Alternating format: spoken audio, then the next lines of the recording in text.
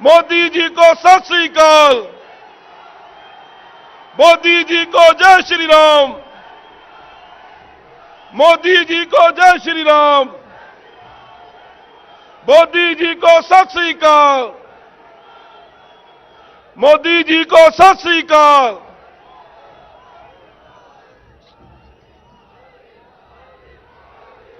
सो मैं हुण बेनती करांगा, अज बहुत ही पवित्र दिहाड़ा है।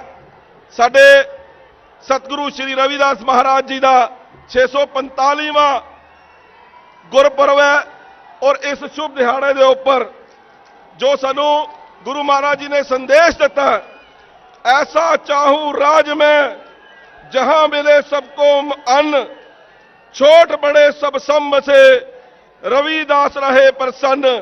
सो गुरु साहब ने जिहड़ा संदेश दिता सी, उस संदेश के उपर साडे देश के मानयोग प्रधानमंत्री श्री नरेंद्र मोदी जी हूबहू काम कर रहे हैं। जिस ढंग नाल कोरोना काल के अंदर 80 करोड़ भारत वासियों को कोरोना काल दे विच मुफ्त अनाज दिता, मैं समझदा है कि सतगुरु महाराज गुरु रविदास जी के इस प्रकाश पुरब के उपर उन्होंने पुष्पांजलि करके गुरु साहब का आशीर्वाद प्राप्त किया। गुरु साहब साडे पंजाब की धरती ते, चरण छो धरती ते और पठानकोट ते पुजन ते मैं मोदी जी का बहुत बहुत स्वागत करदा। हुण मैं बेनती करांगा साडे सूबे के प्रधान श्री अश्विनी शर्मा जी नूं ते उन्हां दे नाल सुजानपुर तो MLA दिनेश बब्बू जी नूं कि वो शॉल ते तलवार दे करके मानयोग श्री नरेंद्र मोदी जी का स्वागत करेंगे।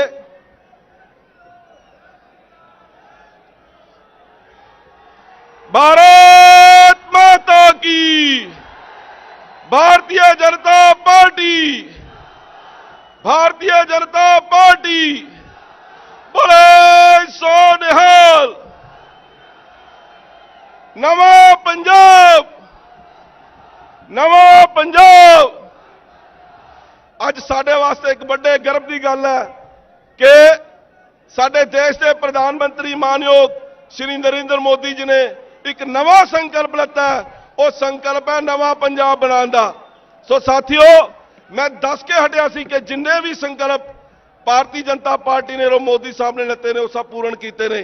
सो मैं हुण बेनती करांगा साडे सूबे के जुझारू प्रधान श्रीमान अश्विनी शर्मा जी नूं कि वो मंच से आकर के श्रीमान मोदी जी का स्वागत करेंगे। श्रीमान अश्विनी शर्मा जी। भारत माता की, भारत माता की। नरेंद्र मोदी जिंदाबाद, नरेंद्र मोदी जिंदाबाद। मंच से विराजमान भारत ही नहीं दुनिया के सब तो बड़े नेता अज पठानकोट की इस धरती ते पधारे ने।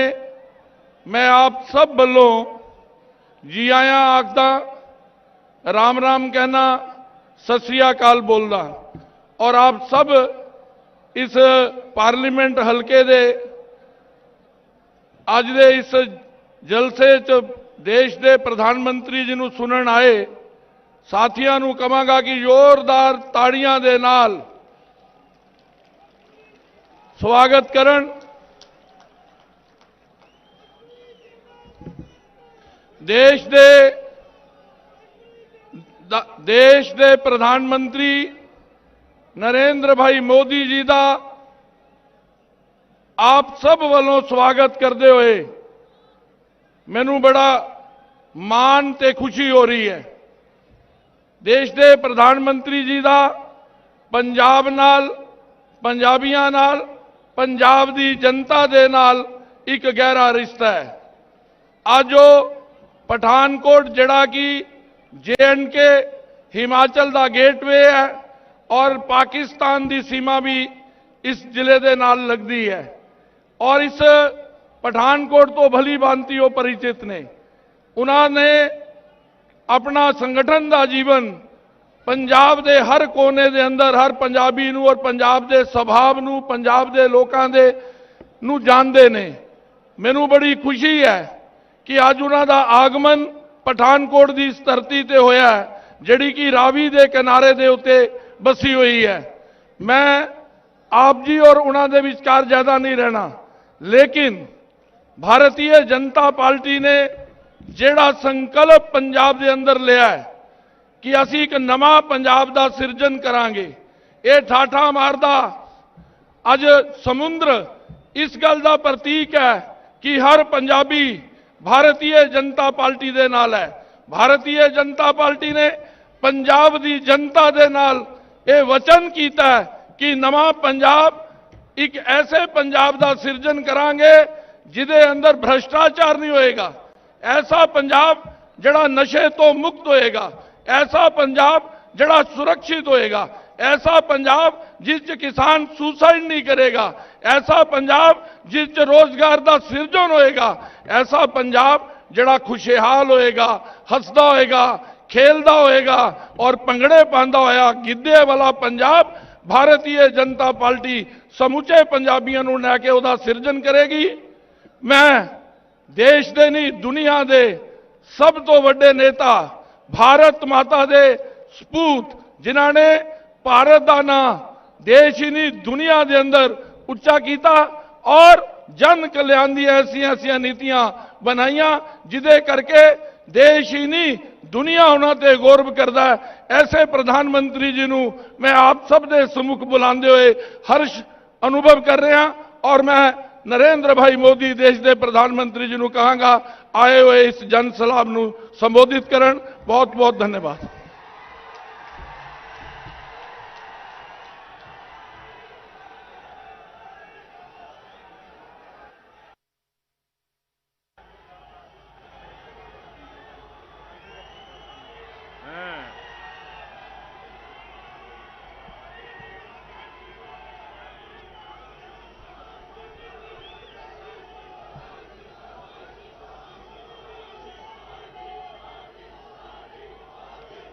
जय श्री राम, जय जय श्री राम। जो बोले सो निहाल। वाहेगुरु जी का खालसा,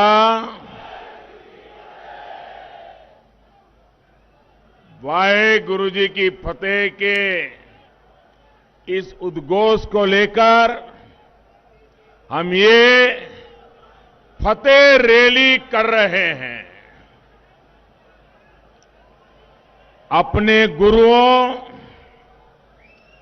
अपने संतों की वाणी पर चलकर ही हम 21वीं सदी का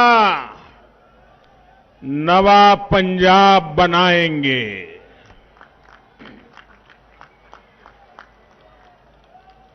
और जब मैं नवा पंजाब कह रहा हूं मतलब हंसदा पंजाब, वसदा पंजाब, नचदा पंजाब, चढ़दा पंजाब, यही हमारा संकल्प है। मुझे विश्वास है आपका ये जोश, ये हौसला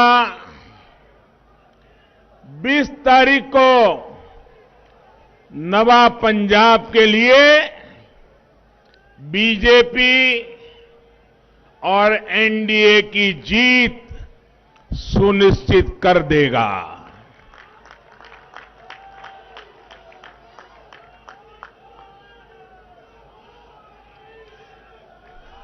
सरकार बनाएंगे ना, भाजपा की सरकार बनाएंगे ना, पूरा पक्का विश्वास है। आपका ये जो दमखम है ना, उसमें ही मुझे विजय नजर आ रहा है। साथियों, मैं पठानकोट की इस पवित्र धरती से मुक्तेश्वर महादेव मंदिर और अमृतसर के दुर्गियाना माता मंदिर का प्रणाम करता हूं। ये धरती हरमंदिर साहब और करतारपुर साहब की भी धरती है। इस पवित्र धरती से मैं सभी गुरुओं को श्रद्धापूर्वक नमन करता हूं। आज संत रविदास जी की भी जयंती है। यहां आने से पहले मैं दिल्ली में गुरु रविदास विश्राम धाम मंदिर जाकर आया हूं, आशीर्वाद लेकर के आया हूं। पंजाब से भी बड़ी संख्या में हमारे साथी लाखों श्रद्धालु उनकी जन्मस्थली बनारस गए हुए हैं। यहां से जो यात्री और देश भर से यात्री आज जो बनारस आए हैं, उनकी सहूलियत के लिए जितना कुछ कर सकता हूं, मैंने और योगी जी की सरकार ने करने का प्रयास किया है। यहां के मेरे सभी साथियों की सहूलियत के लिए रेलवे ने 2 विशेष ट्रेन भी चलाई है और बनारस के सांसद के नाते ये मेरी जिम्मेवारी बनती है कि जब आप मेरे मेहमान बने हो तो मुझसे हो सके उतना श्रद्धालुओं की सेवा करो, बनारस में उनको कोई तकलीफ न हो, उनकी जरूरी सुविधाएं मिले। ये मेरा सौभाग्य है कि काशी में संत रविदास मंदिर परिसर में हमने बहुत बड़ा भव्य लंगर हॉल श्रद्धालुओं को अर्पित किया। मैं आप सभी को और बनारस गए श्रद्धालुओं को भी संत रविदास जयंती की अनेक अनेक शुभकामनाएं देता हूं।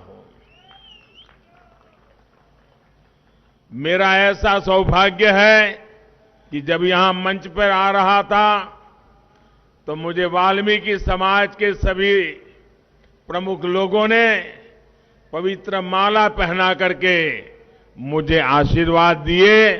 मैं वाल्मीकि समाज के भी सभी संतों का हृदय से प्रणाम करता हूं।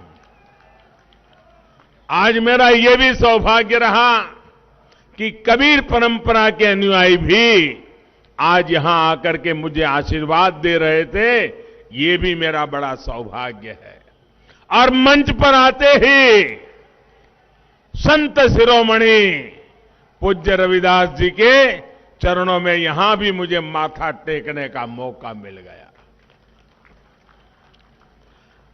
साथियों, संत रविदास जी का एक दोहा है और ध्यान से सुनिए, और जब ध्यान से सुनोगे तो आपका भी पक्का विश्वास हो जाएगा कि मोदी की सरकार वही कर रही है जो संत रविदास जी कह के गए हैं।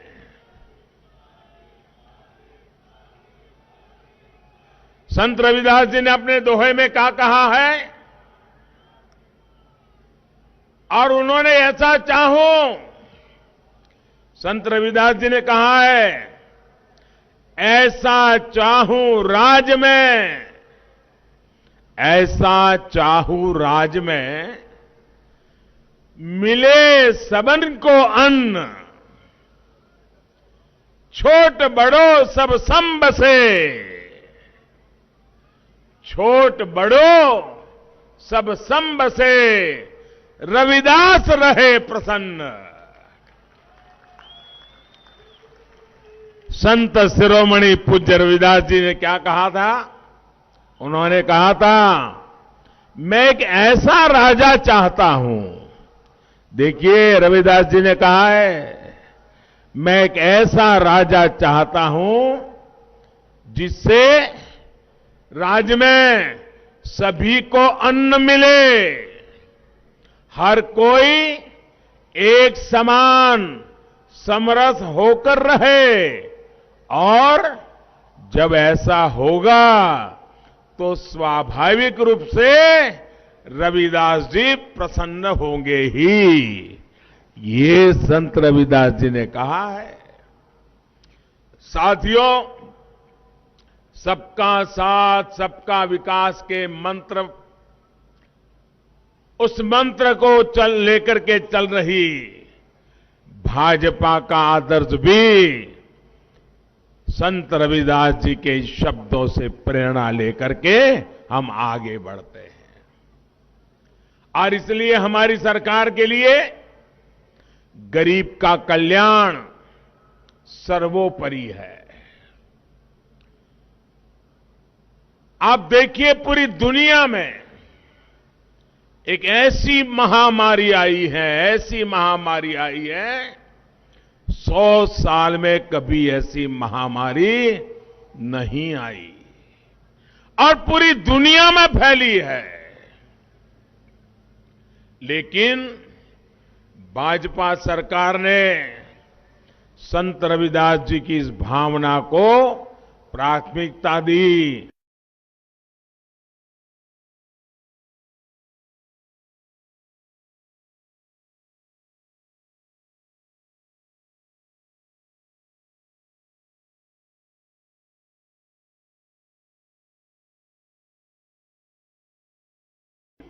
मिले सबको अन्न, दुनिया के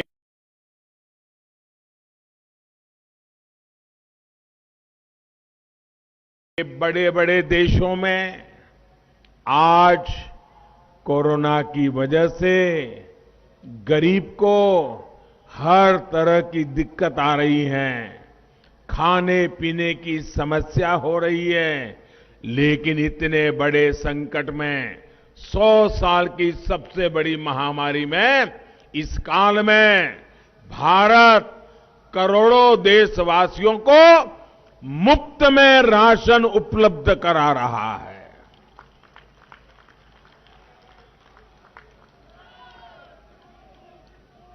कोई भी ऐसा गरीब ना हो जिसके घर में चूल्हा न जलता हो। भाई, ये काम करना मेरे लिए एक पवित्र सेवा का काम था। पंजाब के भी लाखों गरीबों को 2 साल से मुफ्त राशन मुहैया कराया जा रहा है। हमने प्रयास किया है कि महामारी के इस समय में कोई भूखा गरीब हमारे यहां गरीब भूखा न सो जाए। कोरोना की वैक्सीन भी हमारी सरकार ने मुफ्त मुहैया कराई। गांव-गांव जाकर के मेरे देशवासियों का जीवन बचाने के लिए रात दिन काम किया, और दुनिया में जो नहीं कर पाए वो काम हिंदुस्तान ने करके दिखाया। करीब करीब 95% से ज्यादा लोगों को पहला डोज तो लग ही चुका है, और दूसरा डोज भी करीब करीब सबको लगने की दिशा में तेज गति से काम हो रहा है। और वैक्सीन की वजह से लोगों को कोरोना से लड़ने के लिए बहुत बड़ा सुरक्षा कवच मिला है। भाइयों बहनों, आप सबने वैक्सीन लगवाई है ना? मुझे बताइए, वैक्सीन लगवाई है ना? आपको एक नए पैसे का खर्चा हुआ है क्या? आपको कोई दिक्कत हुई है क्या? मुझे बताइए, ऐसे संकट के समय ये पवित्र काम मुझे करना चाहिए था कि नहीं करना चाहिए था? देशवासियों को वैक्सीन लगनी चाहिए थी कि नहीं लगनी चाहिए थी? भाइयों बहनों, इसी वैक्सीन की वजह से अब पंजाब में भी स्थितियां थोड़ी बहुत सामान्य होने के कारण आर्थिक गतिविधियों ने भी अपना जोर पकड़ना शुरू कर दिया है। साथियों, पठानकोट में मैं अभी देख रहा था, कई परिवारों से मैं हाथ उठा करके सबको नमस्ते कर रहा था। सारे पुराने लोगों के चेहरे आज मेरे सामने थे। एक साधारण कार्यकर्ता के रूप में कभी टू व्हीलर पर आता था, कभी रेल के डिब्बे से यात्रा करके पहुंचता था और आपके पठानकोट आता था। कभी जम्मू से दिल्ली जाता था तो रात को ट्रेन स्टेशन पे ये पठानकोट के अनेक परिवार मेरे लिए खाना लेकर के आते थे, मुझे टिफिन का डब्बा पहुंचाते थे। ऐसा जीवन का महत्वपूर्ण समय मैंने आप लोगों के बीच में बताया है।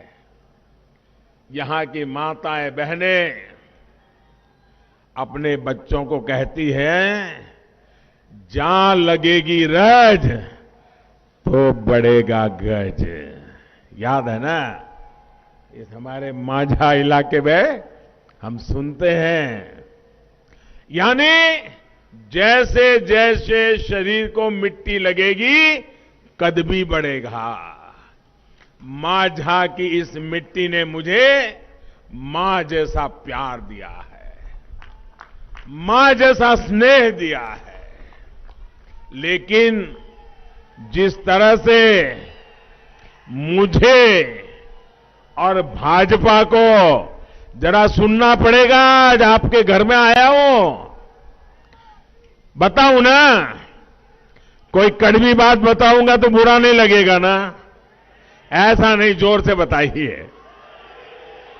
थोड़ा कड़वी बात बताऊं तो बुरा नहीं लगेगा ना? पक्का नहीं लगेगा ना? तो बता दो, बता दो। अब देखिए, आपके बीच में मैं इतने साल रहा, आपकी रोटी खा करके मैं बढ़ा, लेकिन जिस तरह से मुझे और भाजपा को हिंदुस्तान के अनेक राज्यों में सेवा करने का अवसर मिला, वैसा अवसर मुझे पंजाब की सेवा करने का नहीं मिला है।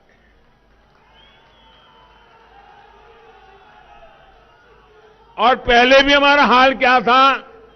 पहले हम यहां भी एक छोटे पार्टनर के रूप में, छोटे दल के रूप में सरकार के साथ एक हाशिए में किनारे पर साथ साथ चला करते थे। पंजाब की शांति के लिए, पंजाब की एकता के लिए, पंजाब के उज्जवल भविष्य के लिए हमने हमारी पार्टी का नुकसान करके पंजाब का भला करने को प्राथमिकता दी थी।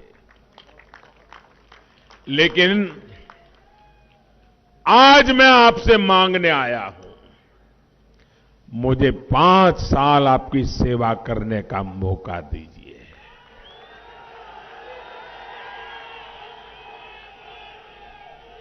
मैं आपको भरोसा देता हूं, मैं आपको भरोसा देता हूं,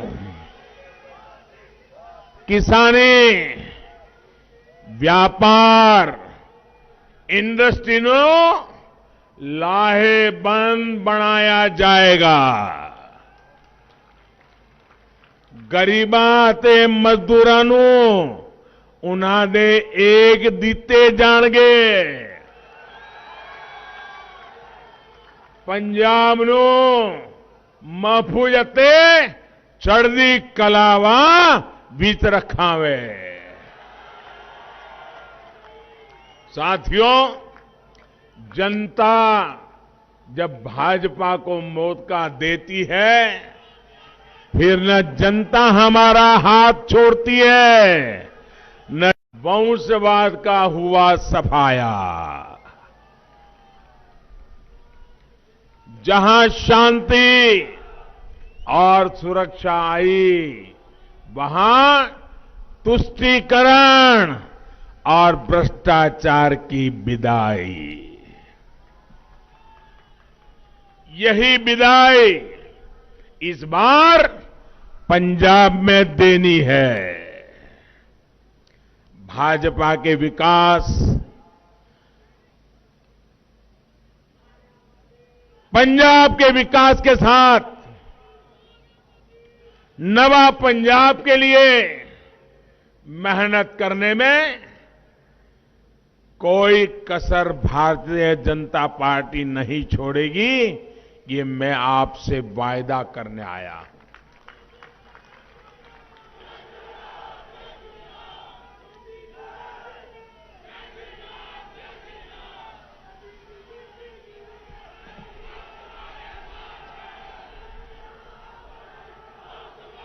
साथियों,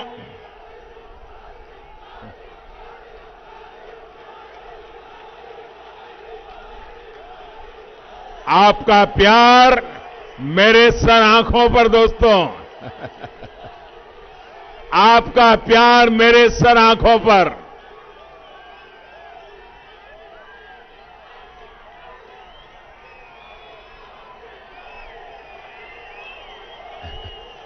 जो दिल्ली में एयर कंडीशन कमरों में बैठे हैं ना, उनको पता नहीं है ये प्यार की ताकत क्या है।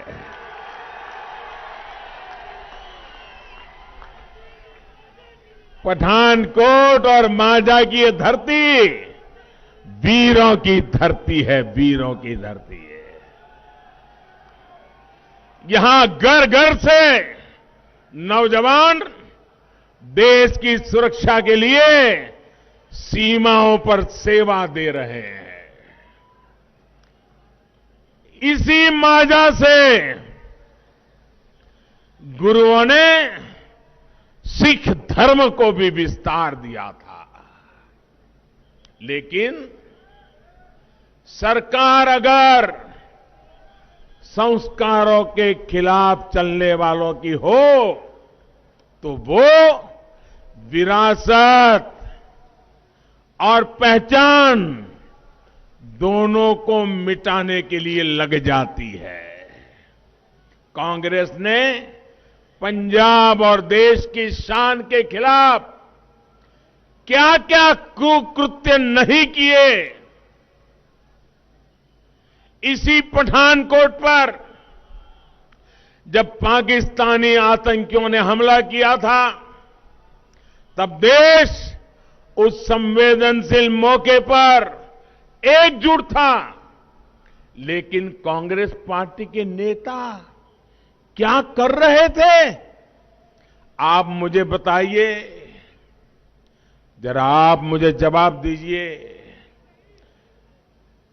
इन लोगों ने सैन्य के शौर्य के खिलाफ सवाल उठाए थे कि नहीं उठाए थे?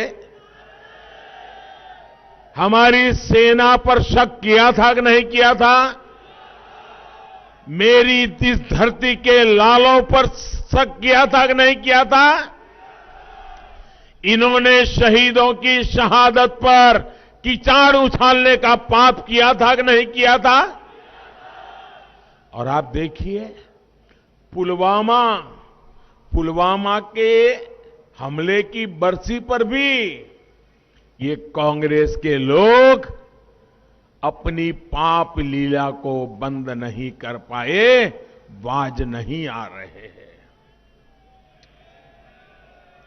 वो हमारी सेना की बहादुरी को फिर से सबूत मांगने लग गए हैं। मैं वीर जवानों को और पूर्व सैनिकों का आभार व्यक्त करता हूं कि उन्होंने मुंह तोड़ जवाब देकर के कांग्रेस ने मुंह पर ताले लगा लेने की कोशिश की है जी। अब आप लोग ये तय करिए, क्या पंजाब जैसे सीमावर्ती और संवेदनशील राज्य की सुरक्षा ऐसे लोगों के हाथ में हम दे सकते हैं क्या? ऐसे लोग आपको सुरक्षा दे सकते हैं क्या? ऐसे लोग आपका भला कर सकते हैं क्या? ये आपकी चिंता कभी कर सकते हैं क्या? अगर इन्हें फिर से मौका मिल गया तो ये पंजाब की सुरक्षा को खतरे में डालने से पीछे नहीं हटेंगे।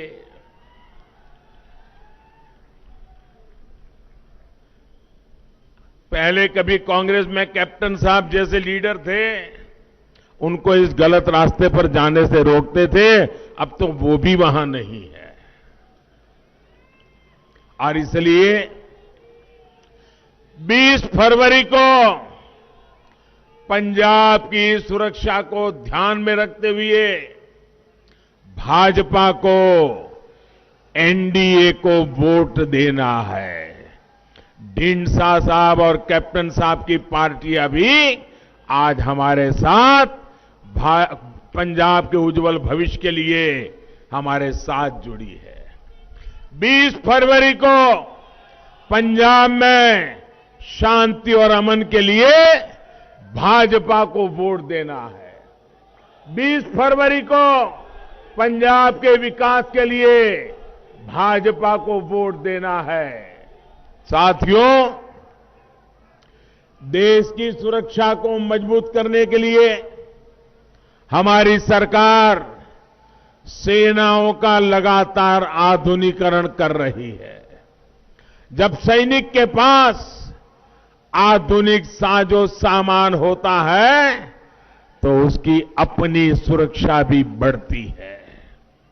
भाजपा सरकार सेना में महिलाओं को नए अवसर दे रही है।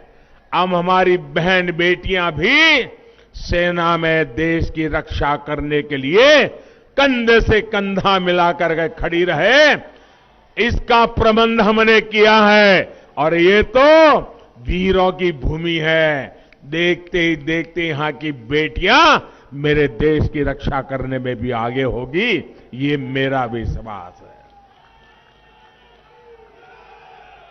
परमानेंट कमीशन देना हो, इतना ही नहीं, हमने एक बहुत बड़ा महत्वपूर्ण निर्णय किया है।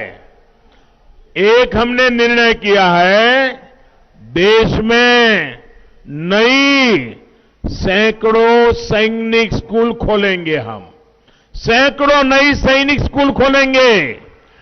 इतना ही नहीं, उन सैनिक स्कूलों में बेटियों को भी एडमिशन दिया जाएगा। उनके लिए भी सैनिक स्कूल के दरवाजे खोल दिए जाएंगे। भाइयों, मुझे बताइए, मेरी बहन बेटियों को अपनी वीरता दिखाने का अवसर मिलेगा कि नहीं मिलेगा? उनका सामर्थ्य दिखाने का अवसर मिलेगा कि नहीं मिलेगा? ऐसे कई कदम हमारी सरकार ने उठाए हैं। सीमावर्ती इलाकों में हमने जो सीमावर्ती स्कूलें हैं और जो अच्छी स्कूलें हैं, वहां पर स्कूलों में एनसीसी का विस्तार करने का निर्णय किया है। देश में हजारों नई स्कूलें, अब एनसीसी का केंद्र वहां भी उपलब्ध हो जाएगा, ताकि सीमा पर देशभक्ति का जो ज्वार है, उनको देश के लिए कुछ करने का अवसर मिलेगा। और भाइयों बहनों, इस बजट में आपने देखा होगा, आप तो सीमा के बिल्कुल पास में है। इस बजट में हमने बड़ा महत्वपूर्ण निर्णय किया है और इसका बहुत लाभ मेरे पंजाब के गांवों को मिलने वाला है। हमने बजट में, और ये खोखले वादे नहीं है, बड़ी बड़ी बातें नहीं है, बजट में प्रावधान कर दिया गया है। क्या? सीमावर्ती गांवों में एक वाइब्रेंट विलेज योजना लागू की जाएगी और जो हमारे सीमा के गांव है, उनको विशेष सुविधाएं दी जाएगी। वहां पर इंफ्रास्ट्रक्चर बनाया जाएगा, वहां स्किल डेवलपमेंट के लिए काम होगा, वहां टूरिज्म डेवलप किया जाएगा, वहां पर उद्योगों को काम दिया जाएगा। एक नया पूरा सीमा क्षेत्र को बल देने का काम हम करने वाले हैं। साथियों, हम पंजाब को पंजाबियत की नजर से देखते हैं। हमारे लिए पंजाबियत ये सबसे प्रमुख है। ये जो हमारे विरोधी लोग हैं ना, वो सिर्फ और सिर्फ पंजाब को सियासत के चश्मे से देखते हैं। हम पंजाबियत को गहराई से देखते हैं भाइयों। और इसलिए हमें करतारपुर साहिब कॉरिडोर के विकास का सौभाग्य मिला। मैं आज कांग्रेस सरकार के सामने कुछ गंभीर सवाल पूछना चाहता हूं और मैं पूरे पंजाब को गुरुओं के आशीर्वाद लेकर के जीने वाले हर पंजाबी को मैं कहना चाहता हूं, मैं जो सवाल पूछ रहा हूं वो सवाल आप भी पूछिए। आप मुझे बताइए, जब भारत विभाजन हुआ, नेता कौन थे भाई? कांग्रेस के थे कि नहीं थे? थे कि नहीं थे? देश के टुकड़े हुए तब कांग्रेस के लोग थे कि नहीं थे? क्या इनको इतनी समझ नहीं आई कि 6 किलोमीटर दूर सीमा से हमारे गुरु नानक देव जी की तपोभूमि, क्या विभाजन के समय वो 6 किलोमीटर और गुरु नानक देव जी की पवित्र भूमि भारत में रख सकते थे कि नहीं रख सकते थे? रख सकते थे कि नहीं रख सकते थे? रखना चाहिए था कि नहीं रखना चाहिए था? जरा हिम्मत से बताओ, रखना चाहिए था कि नहीं रखना चाहिए था? ये पाप किया है कि नहीं किया उन्होंने? हमारी भावनाओं को कुचला है कि नहीं कुचला है? दूसरी घटना, 65 की लड़ाई हुई, भारत की सेना लाहौर में झंडा फरकाने की ताकत के साथ आगे बढ़ रही थी। बढ़ रही थी कि नहीं बढ़ रही थी? बढ़ रही थी कि नहीं बढ़ रही थी? अगर 65 की लड़ाई में थोड़ा 2 कदम आगे जाते तो गुरु नानक देव जी की तपोभूमि हमारे पास होती कि नहीं होती? होती कि नहीं होती? वो पहला मौका चूक गए विभाजन के समय, दूसरा मौका चूक गए 65 की लड़ाई में, और फिर बांग्लादेश की लड़ाई हुई। बांग्लादेश की लड़ाई हुई, 90,000 पाकिस्तान के सैनिकों ने हिंदुस्तान की सेना के सामने घुटने टेक दिए। 90,000 सैनिक हमारी कैद में थे, हिंदुस्तान की कैद में थे। अगर दिल्ली में बैठी हुई सरकार में दम होता तो उनको कह देते कि 90,000 सैनिक तुम्हें तब मिलेंगे जब हमें हमारे गुरु नानक देव की तपोभूमि वापस मिलेगी। ये काम उनको करना चाहिए था कि नहीं करना चाहिए था? 3 बार मौके मिले, उन्होंने गवा दिए। 3 बार मौके मिले, गवा दिए। भाइयों बहनों, मैंने आज लड़ाई तो थी नहीं, कूटनीतिक ताकत से कॉरिडोर बनाया और कल तक जो दूरबीन से गुरु महाराज की तपोभूमि के दर्शन करते थे, आज मेरे श्रद्धालु वहां जाकर के दर्शन कर करके आ जाते हैं। भाइयों, मुझे बताइए, ऐसे शासकों के लिए सवाल बनता है कि नहीं बनता है? ऐसे लोगों पे कोई भरोसा कर सकते हैं क्या? भाइयों बहनों, हम तो एक समर्पित लोग, हमें विरासत के भी गर्व है और विकास की जिम्मेवारी भी हमारे सामने है। हम गुरुओं के प्रकाश पर्व को पूरी आस्था से सिर्फ हिंदुस्तान में नहीं, पूरी दुनिया में मनाते हैं और भारत की इस महान विरासत की दुनिया के लोगों को पहचान करवाते हैं। लेकिन इन लोगों का इतिहास क्या है? इन लोगों के नाम पर दरबार साहब का अपमान, हिंसा और खून खराबे का कलंक दर्ज है। हम सिख दंगों के आरोपियों को सजा दिलवाते हैं, ये उन्हें अपनी पार्टी में बड़े बड़े ओहदे देते हैं। यही वो लोग हैं जिन्होंने राम मंदिर के निर्माण को रोकने के लिए पूरी ताकत लगा दी थी।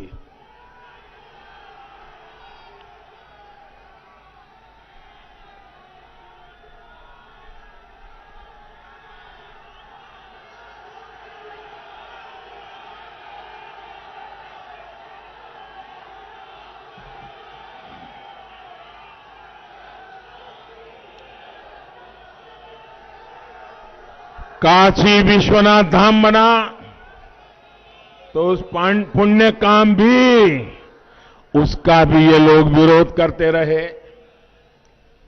काशी विश्वनाथ मंदिर को सदियों पहले माझा की धरती से विशेष रिश्ता रहा है। मंदिर के लिए सोना चढ़ाने का काम उस जमाने में महाराणा रणजीत सिंह जी ने ही किया था। भाइयों बहनों, हम अपनी इस विरासत को देश की एकता, अखंडता से जोड़कर देखते हैं। इससे पर्यटन भी बढ़ता है, युवाओं को रोजगार भी मिलता है, लेकिन उन्हें देश की आस्था और विरासत से ही उनका सुनते ही उनके कान लाल हो जाते हैं, चीड़ है उनको। पंजाब के लोगों ने दशकों तक ऐसे दलों को बर्दाश्त किया, अब उन्हें इस बार भाजपा को मौका देना है। और मैं परसों जालंधर आया था, मुझे यहां से जो खबरें मिल रही है, पंजाब ने पक्का कर लिया है इस बार पक्का परिवर्तन, भाजपा की सरकार। भाइयों और बहनों, कांग्रेस पार्टी की करतूतों का साथ देने के लिए अब उन्हें पार्टनर इन क्राइम भी मिल गया है। पार्टनर इन क्राइम भी मिल गया है। आप देखिए कितनी समानता है दोनों दलों में। जब अयोध्या में राम मंदिर बनता है तो ये दोनों पार्टियां उसका विरोध करते हैं, मिलकर के विरोध करते हैं। जब भारत के जांबाज अपना शौर्य दिखाते हैं तो ये दोनों पार्टी के नेता वही बोलते हैं जो पाकिस्तान से बोला जाता है, पाकिस्तान के सुर में सुर मिलाते हैं। एक ने पंजाब के युवाओं को नशे के जाल में धकेला, दूसरी पार्टी दिल्ली के युवाओं को शराब का लती बनाने में लगी हुई है। भाइयों बहनों, इतना ही नहीं, एक ने पंजाब को लूटा, दूसरी दिल्ली में एक के बाद एक घोटाले कर रही है। ये दोनों एक ही थाली के चट्टे बट्टे होने के बावजूद अब ये दोनों पार्टियां मिलकर पंजाब में नूरा कुश्ती कर रहे हैं। नूरा कुश्ती, WWF आता है ना, हाँ, ये कर रहे हैं जी। ये आमने सामने होने का दिखावा कर रहे हैं। आप मुझे बताइए, दिल्ली में पहली बार आप पार्टी की जी सरकार बनी थी, उसको पूर्ण बहुमत नहीं था, उसको पूर्ण बहुमत नहीं था। किस पार्टी ने उनको सरकार बनाने के समर्थन दिया था? किसके समर्थन से दिल्ली में वो पहली बार मुख्यमंत्री बने थे? तो एक ही चट्टे बट्टे के लोग हैं कि नहीं है? ये जेरोक्स कॉपी है कांग्रेस की। चाल चलन सब वही है। भाइयों बहनों, सच्चाई ये है, अगर कांग्रेस ओरिजिनल है तो ये दूसरी पार्टी उनकी फोटोकॉपी है। इन दिनों आपने ये भी देखा होगा, कांग्रेस के नेता प्रचार करने जाते हैं तो किसके विरुद्ध में बोलते हैं भाइयों? ये कांग्रेस के जितने नेता आए हैं, इनका भाषण किसके खिलाफ होता है? सिर्फ और सिर्फ मोदी के खिलाफ बोलते हैं, सिर्फ और सिर्फ भाजपा के खिलाफ बोलते हैं, क्योंकि उनको मालूम है आएगी तो भाजपा ही। ये हमला इसलिए मुझ पे कर रहे हैं। अगर हम जीतने वाले न होते तो इतने बड़े बड़े नेता आकर के घंटों घंटों तक हमें ही गालियां क्यों देते भाई? भाजपा को गालियां क्यों देते? जब ये जितनी गालियां देते हैं, इसका मतलब आप ज्यादा ताकतवर हो गए हो, आप ज्यादा ताकत से भाजपा के साथ खड़े हो। उन्हें बराबर पता है इस बार पंजाब के लोगों ने पक्का मन बना लिया है। इस बार भाजपा जैसी अनुभवी पार्टी, देश हित में, पंजाब हित में काम करने वाली पार्टी को मौका देना है।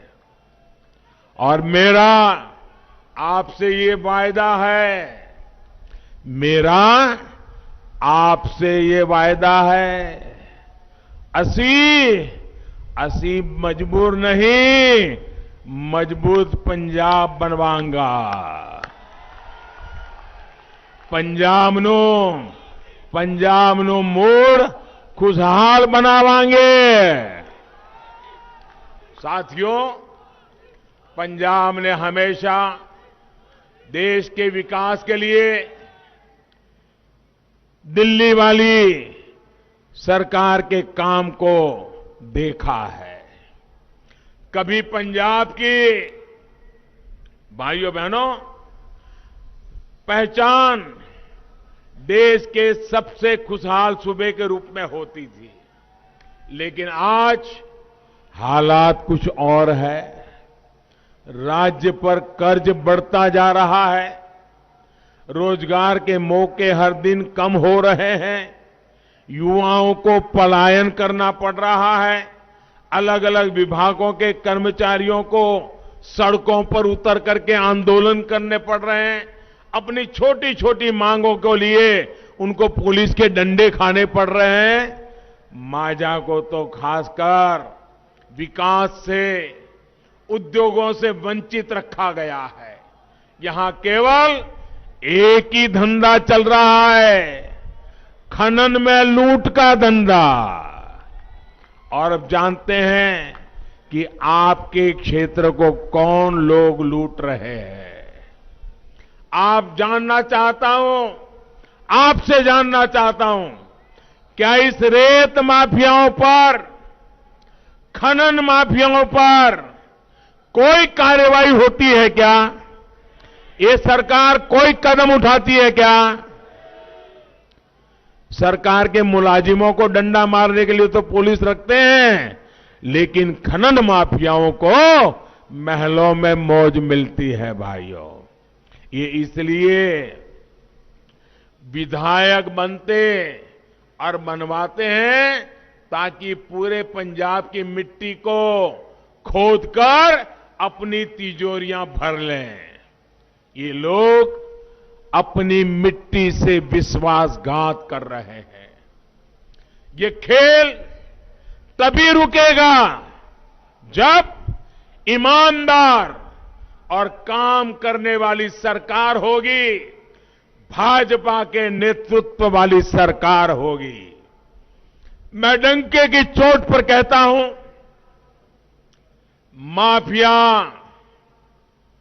माफिया पंजाब छोड़ेगा। और इसलिए मैं कहता हूं, माफिया पंजाब छड़ेगा, पंजाब का नौजवान नहीं।